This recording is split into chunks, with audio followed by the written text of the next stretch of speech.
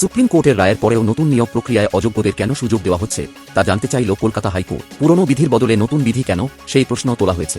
রাজ্য ও এসএসসিকে আগামী সোমবারের মধ্যে এ বিষয়ে তাদের অবস্থান জানাতে নির্দেশ দিয়েছেন বিচারপতি সৌগত ভট্টাচার্য। বীরভূমের নলহাটি এলাকার 16 জন শ্রমিককে বাংলাদেশি সন্দেহে আটক ওড়িশার রেমুনা থানার পুলিশের। 25 জুন থেকে তাদের পরিবারের সঙ্গে যোগাযোগ বিচ্ছিন্ন, মোবাইল ফোন কেড়ে নেওয়া হয়েছে। পরিবারের সদস্যরা চিন্তায় রয়েছে, তবে বঙ্গ পুলিশের তরফে সবরকম সাহায্যের কথা বলা হয়েছে। সন্দেশখালীর ন্যাজাতে এক নাবালিকাকে ধর্ষণের অভিযোগ উঠেছে তার বান্ধবীর বাবার বিরুদ্ধে। নির্যাতিতা হাসপাতালে চিকিৎসাধীন। রবিবার নির্জন জায়গায় নিয়ে গিয়ে নির্যাতনের সময় গ্রামবাসীরা আর্তনাদ শুনে উদ্ধার করেন। অভিযুক্ত পলাতক, পুলিশ তাঁর খোঁজে তল্লাশি চালাচ্ছে। মেয়েটি মামার বাড়িতে থাকত বলে খবর। বুধবার 5 দেশের সফরে যাচ্ছেন প্রধানমন্ত্রী নরেন্দ্র মোদী। বুধবার ঘানার উদ্দেশ্যে রওনা দেবেন, এরপর যাবেন Trinidad and Tobago, Argentina, Brazil ও নামিবিয়া। ব্রাজিলের রিও ডি জেনেইরোতে 6 জুলাই ব্রিক্স সম্মেলনে অংশ নেবেন। সফরের মূল লক্ষ্য কূটনৈতিক ও অর্থনৈতিক সম্পর্ক জোরদার করা। তামিলনাড়ুর শিবকাশির চিন্নাকামানপট্টিতে বাজি কারখানায় বিস্ফোরণে অন্তত 4 জনের মৃত্যু হয়েছে, আহত 5 জন হাসপাতালে। বিস্ফোরণের তীব্রতায় কারখানার বড় অংশ ধ্বংস হয়েছে। কতজন ভিতরে আটকে রয়েছেন তা স্পষ্ট নয়।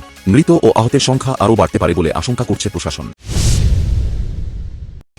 হিমাচলের মন্ডি জেলায় মঙ্গলবার সকালে 4 বার মেঘভাঙা বৃষ্টি হয়। হড়পা বানে বহু বাড়ি ও গাড়ি ভেসে যায়। অনেকেই নিখোঁজ, একজনের মৃত্যুর আশঙ্কা। বিপাশা নদী বিপদসীমার ওপর দিয়ে বইছে, পণ্ডহ বাঁধের গেট খুলে প্লাবিত হয়েছে বহু এলাকা। কিরতপুর মোনালি জাতীয় সড়কে ধস নেমে যান চলাচল বন্ধ। বাংলাদেশে নির্বাচনের প্রস্তুতি নিতে পুলিশকে নির্দেশ দিয়েছে সেদেশের স্বরাষ্ট্রমন্ত্রক। অন্তর্বর্তী সরকারের প্রধান মোহাম্মদ ইউনুস মার্কিন বিদেশিককে জানিয়েছেন, আগামী বছরের শুরুতেই নির্বাচন হতে পারে। ঢাকায় আইন শৃঙ্খলা সংক্রান্ত বৈঠকে ভোটের আগে পুলিশ সহ বাহিনীর 2টি মহড়ার সিদ্ধান্ত হয়েছে। প্রথম মহড়া সেপ্টেম্বরে। মার্কিন প্রেসিডেন্ট ট্রাম্পের ভর্তুকি বন্ধের হুমকির জবাবে ইলন মাস্ক এক্সে পোস্ট করে বলেন, অবিলম্বে তাঁর কোম্পানির ভর্তুকি বন্ধ করা হোক। মাস্কের এই মন্তব্যের পর অনেকে মনে করছেন, ভর্তুকি বন্ধ হলেও তিনি আত্মবিশ্বাসী, তাকে দক্ষিণ আফ্রিকায় ফিরে যেতে হবে না। বাংলাদেশ ক্রিকেট বোর্ডে সিন্ডিকেট ও দলবাজির অভিযোগ তুলেছেন প্রাক্তন সচিব সৈয়দ আশরাফুল হক। তিনি জানান, সরকার হস্তক্ষেপ না করলে ও স্বচ্ছ নির্বাচন হলে আবার সভাপতি পদে লড়তে চান। স্বজন পোষণের অভিযোগ আগের সভাপতির সময়ও ছিল। স্বচ্ছ নির্বাচন নিয়ে তিনি সন্দিহান।